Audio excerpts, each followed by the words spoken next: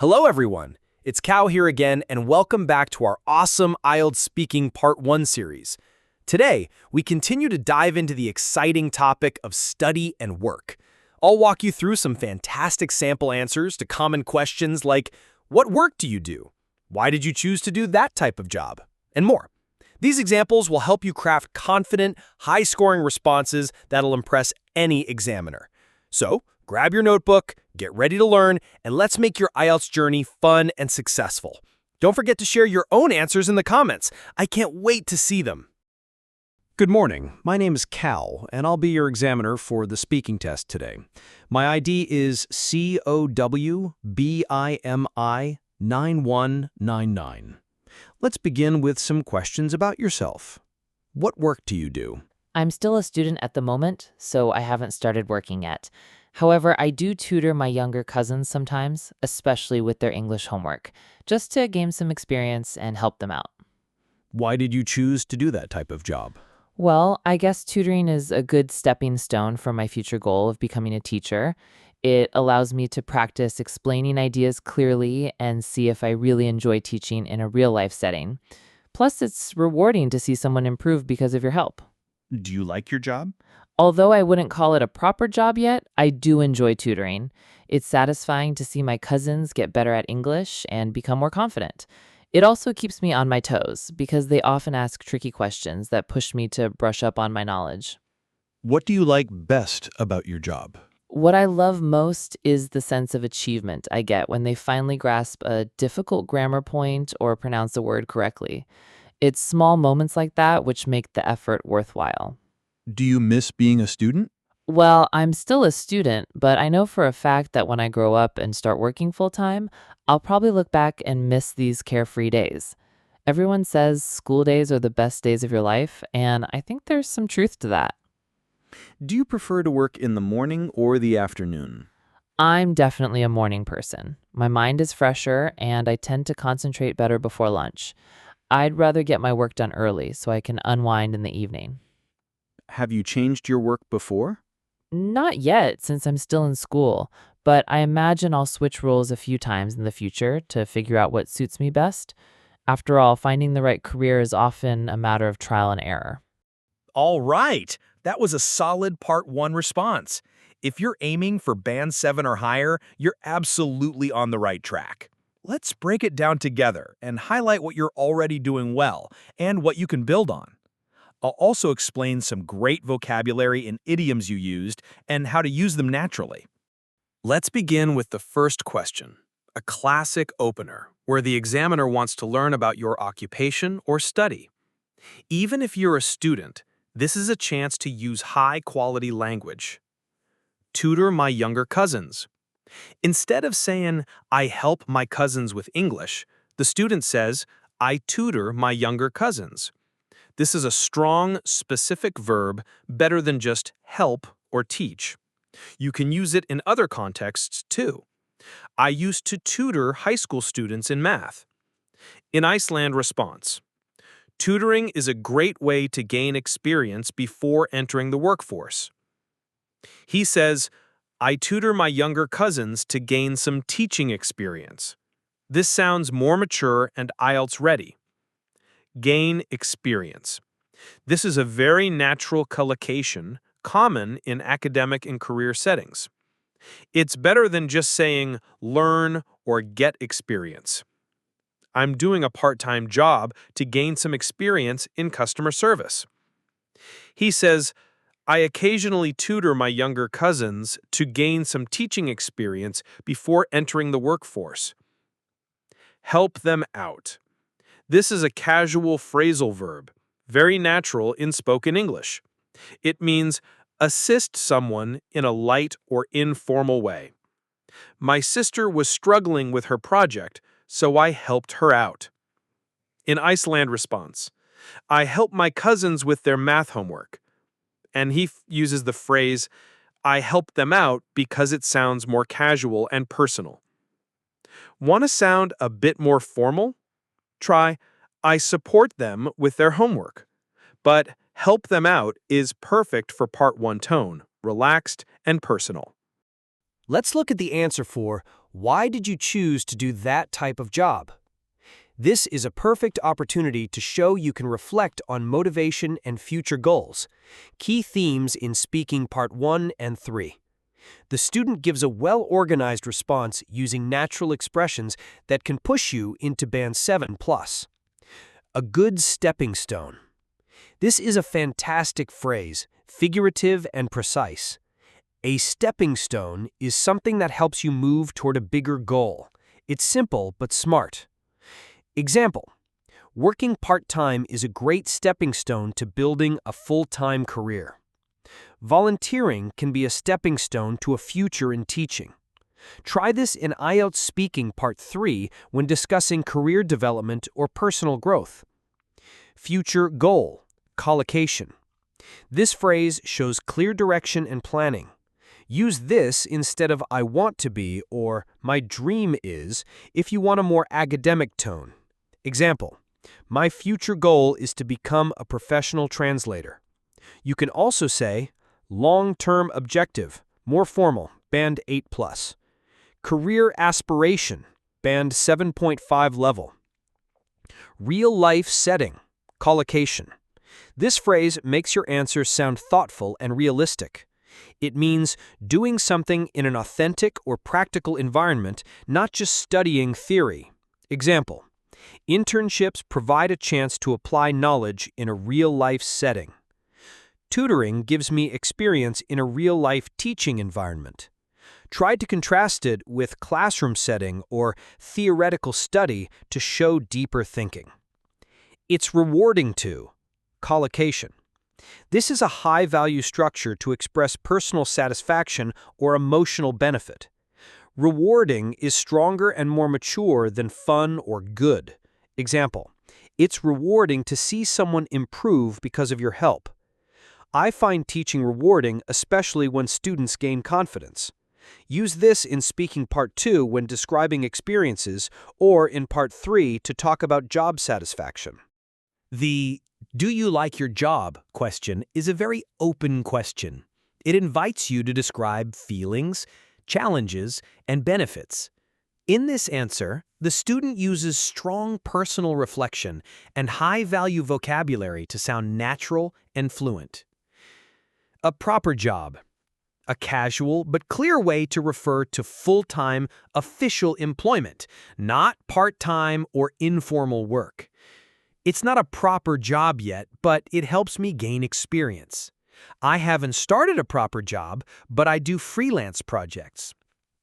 This shows awareness of work contexts and allows you to explain student or part-time roles without sounding vague. It's satisfying to, much stronger than I like it. This expresses emotional fulfillment. It's satisfying to watch students become more confident. Finishing a task on time is deeply satisfying. Use it in any context where you feel a sense of success or personal reward. To keep me on my toes. This is an excellent Band 7+ idiom, casual but meaningful. It means staying alert, focused, and ready to respond. Working with children really keeps me on my toes. They're full of surprises. Being a manager keeps me on my toes because I need to make fast decisions. Use it to describe mentally demanding tasks or dynamic environments. To brush up on something. Phrasal verb. This means to review or refresh your skills or knowledge, especially after not using them for a while. I had to brush up on my grammar before the exam. Tutoring helps me brush up on old lessons I'd forgotten. Very useful in part 2 when talking about preparing for tests, revising, or returning to a skill. Question 4. What do you like best about your job? This question gives you a great chance to describe impact, emotions, and meaningful outcomes. The student's answer uses some advanced but natural expressions that are ideal for Band 7-8 vocabulary scoring. Sense of achievement, collocation. This is a powerful phrase to describe pride and accomplishment, more advanced than just, I feel proud. Example: finishing a challenging project gave me a real sense of achievement. Helping someone succeed brings a deep sense of achievement. Target. Use this when talking about goals, milestones, or personal progress. It's highly appropriate for Ielts Writing Task 2 and Speaking Part 3 as well. Grasp a difficult grammar point. Collocation plus strong verb. The verb grasp means to deeply and clearly understand something complex. It's more advanced than understand. Examples. It took me a while to grasp the concept of passive voice. When students finally grasp a difficult idea, it's very rewarding. Target. This is a smart way to talk about teaching or learning, and it shows you can choose more precise verbs. Pronounce a word correctly. Natural language chunk. This phrase is a perfect combination of verb plus object plus adverb, useful for both Ielts and real-world use. Example. She finally learned to pronounce the word entrepreneur correctly. Target. Try using this format. It feels great when students can finally do X correctly. Make the effort worthwhile. High-value collocation. This means the result justifies the effort or struggle. It's perfect when talking about rewards, success, or purpose. Examples. Their progress makes all the late nights worthwhile. It's exhausting, but the results make the effort worthwhile. Target. This structure can be applied in any area: study, work, relationships, fitness. Do you miss being a student? This question is a golden opportunity to demonstrate emotional intelligence, time for reflection, and mature vocabulary. The student's answer is a great example of how to use idioms and collocations to describe the past in a vivid, thoughtful way. I know for a fact that this phrase adds confidence and certainty to your opinion. It's more impactful than just saying, "I think." Example. I know for a fact that I'll miss university once I graduate. I know for a fact that group projects can be frustrating. Use it to emphasize predictions or strong beliefs. Great for Speaking Part 3. Look back and miss these carefree days. This is a phrasal verb with an emotional collocation. Look back means to reflect on the past. Carefree days is a poetic way to describe times without stress. Example. When I look back on my teenage years, I miss how carefree life was. Adults often look back and miss their student days. These are great for Part 2 questions like, describe a time you felt relaxed or happy. School days are the best days of your life. This is a common idiom or cliché. While this is a cliché, the student uses it effectively with a soft hedge. And I think there's some truth to that. That phrase, "some truth to that," keeps the tone balanced, very natural. You could also say, "as the saying goes," or "it might be a cliché, but..." If you use idioms like this, always reflect or respond to them. Don't just repeat the phrase blindly. Question. Do you prefer to work in the morning or the afternoon? This kind of preference-based question shows up all the time in Part 1. It's simple, but it gives you space to show personal expression, daily habits, and great vocabulary. I'm definitely a morning person. Idiom. A natural idiomatic expression meaning someone who functions or feels better early in the day. For example, my brother is a night owl, but I'm definitely a morning person. Being a morning person helps me stay productive before noon. Use it in any context involving routines, energy levels, or work habits. My mind is fresher. Descriptive collocation. This phrase adds color to your explanation, much better than just, "I think better." Fresh mind is alert, focused, ready to think clearly. For example, my mind is fresher in the morning, so I study better. I always schedule my toughest tasks when my brain feels fresh. Great for describing your study strategy, productivity, or exam prep. Concentrate better before lunch. Useful time-related collocation. Combining a cognitive verb like concentrate with a time marker adds natural fluency. For example, I tend to concentrate better in the early hours of the day. I find it hard to concentrate in the late afternoon. You can personalize it with frequency adverbs, like, I usually concentrate best before lunch. Unwind in the evening. Phrasal verb or collocation. Unwind means to relax mentally and physically, excellent for describing balance and well-being. For example, after a long day of work, I just want to unwind with some music. Yoga helps me unwind in the evening. Perfect for any answers about stress, daily routines, or work-life balance. Also great in writing task 2 about mental health. Next question is, have you changed your work before? Even if your answer is no, this question allows you to speculate, express future intentions, and use language related to career change and growth. The student's response is forward-looking and filled with precise vocabulary. Going to switch roles, career collocation. A natural, flexible way to say change jobs or change responsibilities. More dynamic than just change work. Example, after 2 years in sales, I switched roles and moved into marketing. Many people switch roles several times before finding the right fit. You can also say shift careers when changing fields entirely, or transition to another role, formal. Going to figure out what suits me best, phrasal verb plus expression. Figure out means understand or discover after some thinking. What suits me best means what matches your personality or goals. Example, I've tried several jobs to figure out what suits me best. University helps students figure out which subjects suit them. Great for showing self-awareness, a useful angle in Part 2 and 3 answers about goals and growth. Going to finding the right career is a matter of trial and error, high-impact idiom. Trial and error means learning by making mistakes and trying again.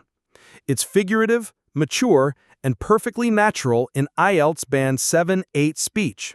Example, choosing a major often involves some trial and error. Success in business usually comes through trial and error. Structure tip.